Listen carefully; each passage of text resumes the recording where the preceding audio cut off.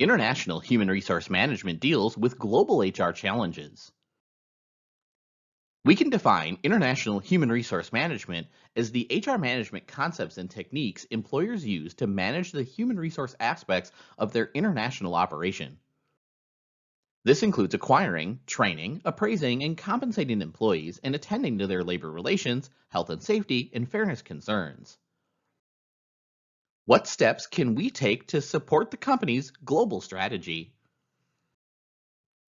Countries differ widely in their culture. People's values and assumptions tend to drive what they do, and so cultural differences manifest themselves in how people in different countries think and act. Such differences can cause consternation for multinational employers. Studies by Professor Garrett Hofstad further illustrate international cultural differences.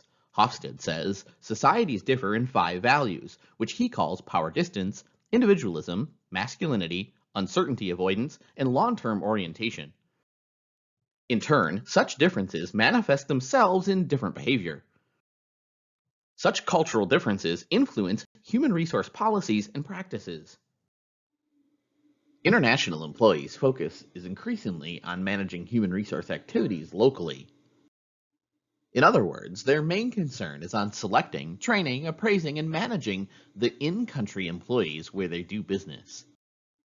In general, we can staff an international organization with expatriates, parent or home country nationals, locals, host country nationals, or third country nationals. Expatriates or expats are non-citizens of the countries in which they're working. In terms of where they come from, expatriates may also be parent or home country nationals, citizens of the country in which the company is headquartered. Expatriates may also be third country nationals, citizens of a country other than the parent or host country. In an ethnocentrically oriented company, the company tends to staff its positions abroad with employees from its headquarters, with parent country nationals in other words. The polycentric company staffs positions abroad with local or host country employees. Offshoring is another staffing option. Screening managers for jobs abroad is similar to screening them for domestic jobs. Candidates need the technical knowledge and skills to do the job and the required intelligence and people skills. Testing is widely used. However, foreign assignments are different. The expatriate and their family will have to cope and adapt to colleagues whose culture may be very different from their own. Traditionally, most selection of expatriates appears to be done solely on the basis of successful records of job performance in the home country. The candidate's ability to adapt to a new culture is often secondary. Ideally, internationally assigned selections should therefore include realistic previews and adaptability screening procedures. Even in the most familiar countries, there will be language barriers and challenges for the family. Similarly, adaptability should be part of the screening process. Adaptability screening aims to assess the assignee's probable success in handling the foreign transfer. Selection testing is useful for expat selection. In terms of personality, sociably, outgoing, conscientious people seem to be more likely a fit into new cultural settings. Employers should familiarize a process for identifying employees who are willing to take assignments abroad, and they should train managers to understand how their employees really feel about going abroad. And provide the expat spouse with employment assistance as well. As a rule, expatriates typically experience a gradual increase in work adjustment over time. However, many expat assignments do fail, usually ending in early unplanned return. Determining why the foreign assignment of a technically qualified expat failed is a cottage industry, but 2 factors loom large: the expat's personality and family pressure. The tendency is to choose expats for their technical expertise and successful work achievements, but going abroad actually requires adaptability. Careful selection is therefore in order. Expatriates who are more satisfied with their jobs abroad are more likely to adapt to the foreign assignment. Therefore, realistic previews and then monitoring and communicating with the expat are important.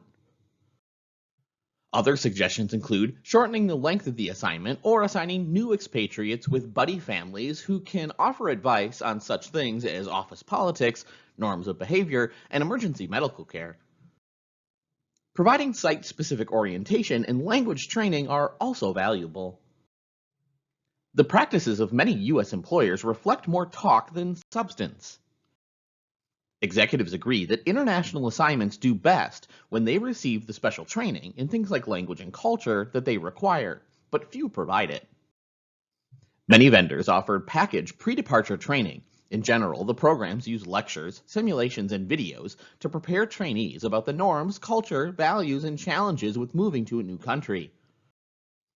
Others aim to build cross-cultural understanding, cross-cultural relationships, and trust in one's ability to communicate across cultures.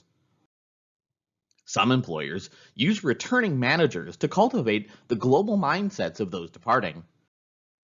Beyond such pre-departure training, many organizations provide continuing in-country, cross-cultural, and other training, particularly during the early stages of an overseas assignment. International development activities can have other, less tangible benefits. These can help the managers make cross-border decisions more expediently. Employers need to make sure that their employees abroad are adhering to the firm's code of ethics. However, exporting a firm's ethics rules requires more than giving employees abroad versions of a U.S. employee handbook. Instead of exporting the employee handbook, some distribute and publicize a global code of conduct. Often, the employer's main concern is establishing global standards for adhering to U.S. laws that have cross-border impacts. For example, IBM paid $10 million to settle accusations that it had bribed Chinese and South Korean officials to get $54 million in government contracts. Global employers need global codes of conduct on things like discrimination as well. Given the high cost of expatriate failure, appraising the expat is important. However, several things complicate appraising an expatriate's performance. Cultural differences are certainly one. With more people involved, such cultural differences can particularly distort the multi-source or 360-degree feedback that one gets from peers and subordinates. Particularly for expat employees, peer and subordinate ratings should be used for development, and only supervisor ratings should be used to make HR administrative decisions like merit pay.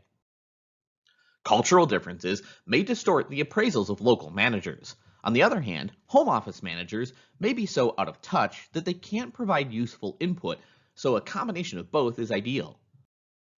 Improving the expatriate's appraisal process might include adopting a performance criteria to the local job and situation and weighing the evaluation more towards the on-site manager's appraisal than the home-site manager.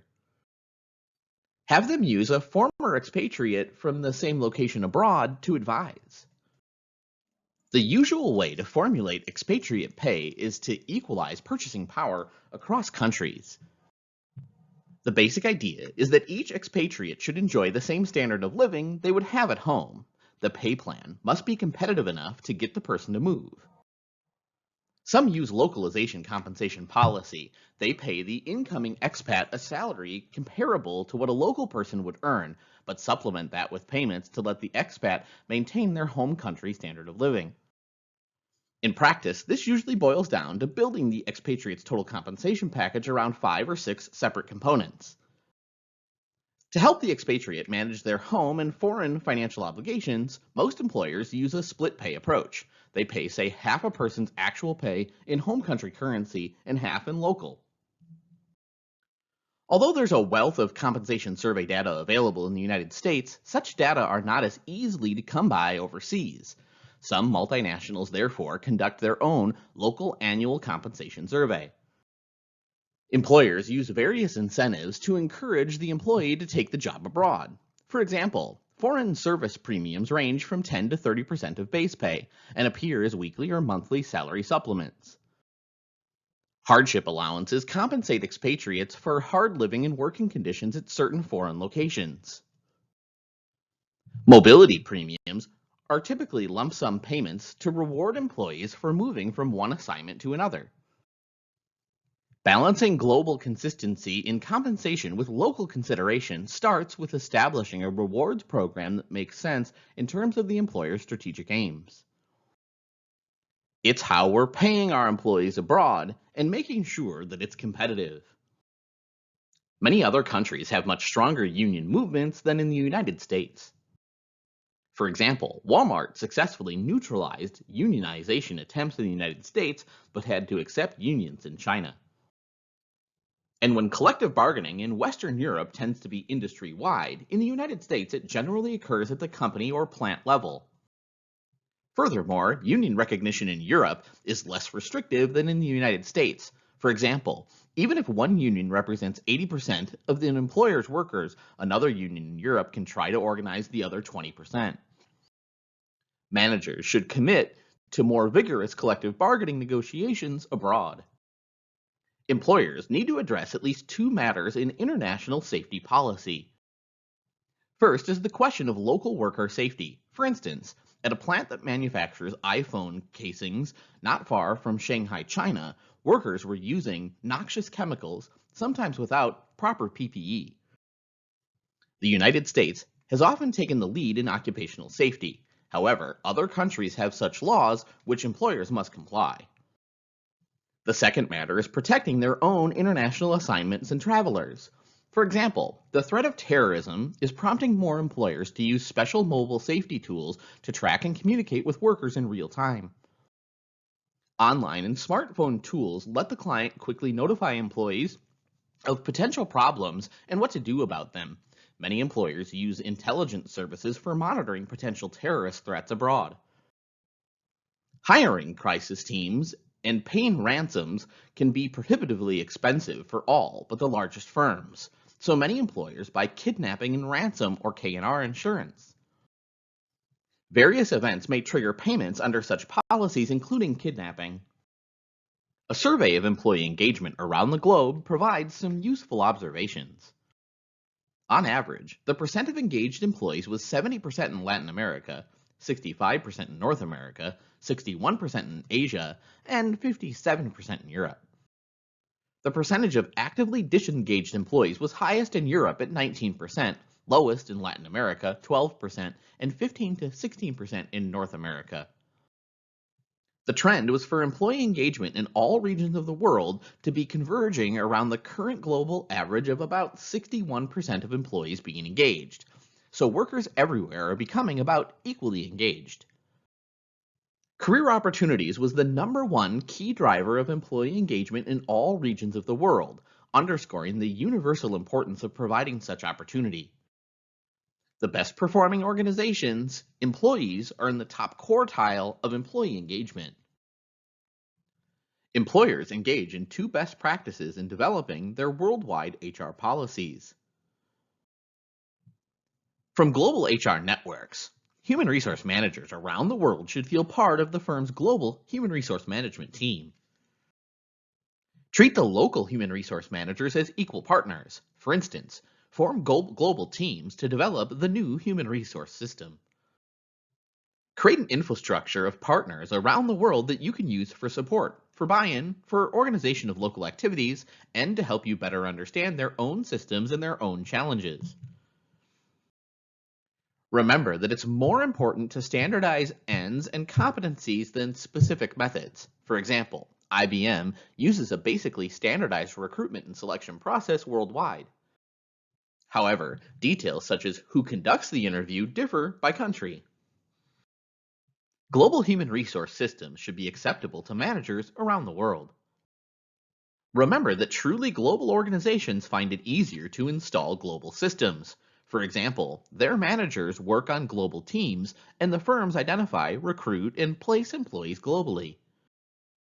Doing so makes it easier for managers everywhere to accept the wisdom of having a standardized human resource management system.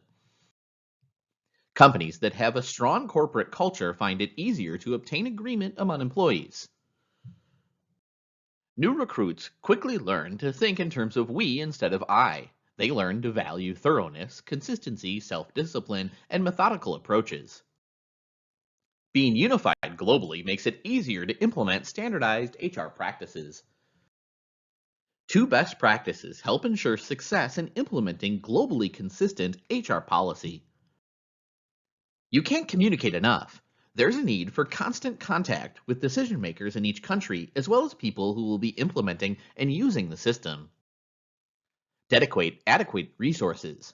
Don't require the local human resource management office to implement new job analysis procedures unless the head office provides adequate resources for those additional activities. When needed, centralized resources will lead to more consistent practices worldwide.